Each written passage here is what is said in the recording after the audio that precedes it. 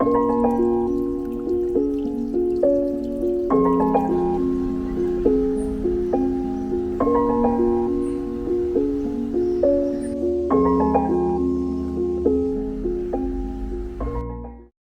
das coisas que me fez ler mais e guardar as informações do que eu estava lendo foi fazer o básico feijão com arroz.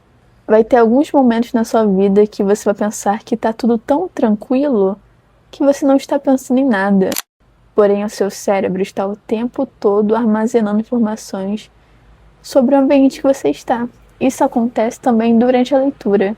Se você está só pensando, passando de página em página e não está racionalizando, muito provavelmente você vai esquecer daqui a um tempo.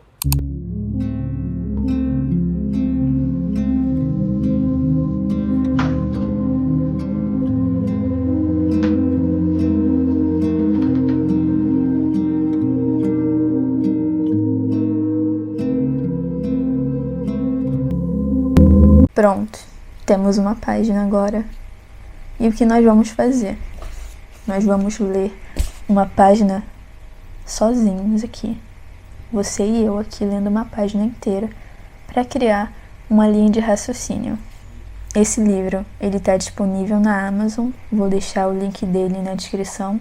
Se forem comprar, comprem por esse link da descrição, que eu vou receber uma comissão por cima disso e vocês não vão pagar nada a mais. Mas enfim, vamos ler essa página aqui em dupla, eu e você. Eu vou começar por aqui, porque isso aqui puxa da página anterior. E é sempre bom você iniciar ou terminar a leitura pelo começo de um capítulo ou de um ponto. Deve sustentar-se por si mesmo e consegue. Cada um deles nasce ou renasce no próprio momento que surge, sempre a partir do nada, da escuridão, do não ser sem passado nem futuro. Começa sempre do começo, desnudando o caráter supérfluo das tramas passadas e a futilidade dos enredos futuros. O que a gente pode aprender nesse primeiro parágrafo para passar sem ser despercebido? Vamos lá. É aí que entra a nossa querida folha e a nossa caneta baratinha. Deve sustentar o quê? Por si mesmo. Do que ele estava falando anteriormente? Ele estava falando do amor. É isso mesmo. Para Ivan Klima, poucas coisas se parecem tanto com a morte, quanto o amor realizado. Ele quer dizer que nem o amor e nem a morte prosseguem de uma repetição, nem de prorrogação. Eles simplesmente acontecem como tem de acontecer. E como a gente leu, ele deve sustentar por si mesmo. A morte, ela é sustentada por si mesma, e o amor também. Coisas externas? Talvez não. É isso que a gente vai descobrir. Cada um deles nasce ou renasce no próprio momento que surge, sempre a partir do nada, da escuridão, do não ser sem passado nem futuro. Começa sempre do começo, desnudando o caráter supérfluo das tramas passadas e a futilidade dos enredos futuros. Quando você está lendo, você tem que prestar muita atenção. Não tenha pressa de ler o livro, e sim de destrinchar cada canto dele. Se você não entender, tudo bem. Eu já li diversos livros que me deu um gatilho, de repente, no meu cotidiano. Não necessariamente enquanto eu estava lendo. Tem coisas que a gente só entende um tempo depois. Mas enfim, se a gente for para a escrita, é que tá complicado aqui segurar a câmera e a gente pode fazer uma ligação do amor com a morte. O que tem de comum o amor e a morte? Vamos lá. Eles são sustentados por si mesmo e cada um deles renasce ou nasce no próprio momento que surge. Então é meio que um beco sem saída. Quando um nasce, ele renasce e morre no mesmo momento. Não há uma certa mudança, uma certa transformação. Ele é do jeito que ele é e se apresenta. ele não pode nascer de um outro jeito e renascer depois de morrer, entende? Ele é meio que imutável, mas essa é apenas a minha interpretação. Você pode interpretar de outra maneira, então a gente pode vir aqui e anotar isso, ok? Vamos lá. Aí você me fala, Ana, você não tem medo de ter interpretado o que Ivan Klima quis dizer de uma forma errada?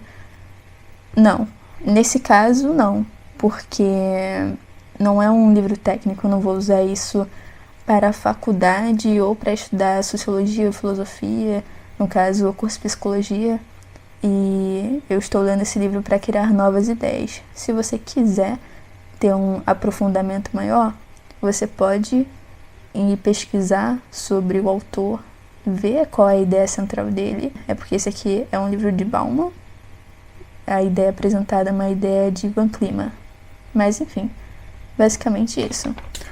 Além de você falar sobre o amor que próprio se sustenta, e ele não há mudança nem prorrogação, ele não pode ser adiado, mas ele também não pode ser adiantado. O amor não pode ser adiado, mas o amor também não pode ser adiantado. Você pode escrever isso. Você escreve do jeito que você pode. É sempre bom anotar coisas sobre o início, meio e fim, e as coisas perdidas no meio disso tudo. Ó, vamos lá. Ó, presta atenção. Ó, o amor e a morte... Cadê? O amor e a morte não têm história própria. Ponto, é isso. Reflete, se você quiser, eu vou botar isso aqui como um ponto na minha cabeça. São eventos que ocorrem no tempo humano. Eventos distintos, ó, certinho. Não conectados, muito menos de modo causal, com eventos similares, a não ser na visão de instituições ávidas por identificar. O que seriam essas instituições ávidas? As instituições ávidas, elas podem se dar como, por exemplo, romantismo. O que é o romantismo? O romantismo é uma forma de você apresentar o amor, mas não uma forma de demonstrar somente. O romantismo ele pode ser considerado uma instituição. Por exemplo, a colonização. A colonização pode ser considerada uma instituição no amor também. Por quê?